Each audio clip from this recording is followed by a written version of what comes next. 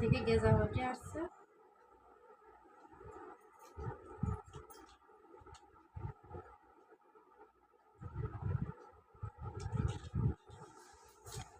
এবার আমি যে লাচ্ছিটা আনছিলাম ওইটা বানাবো দুইটা।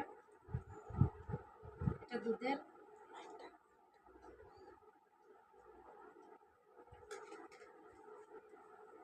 আমার সম্পূর্ণ আইসক্রিমটা আমি এইভাবে করে আমি রেখে দেবো 8 ঘন্টা পর।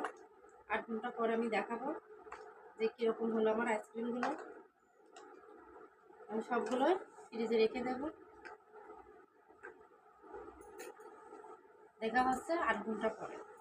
এই তো সকালের দিকে আইসক্রিমগুলো বানাতে দিয়ে দিয়েছিলাম। এখন বেলা 12টা 1টা বাজে। আমার আইসক্রিমগুলো একদম জমে গিয়েছে। আমি এবার খুলে দেখবো তারপর আইসক্রিমগুলো স্বাদ এবং কীভাবে হলো আমি সেটাও দেখাবো যে জমেছে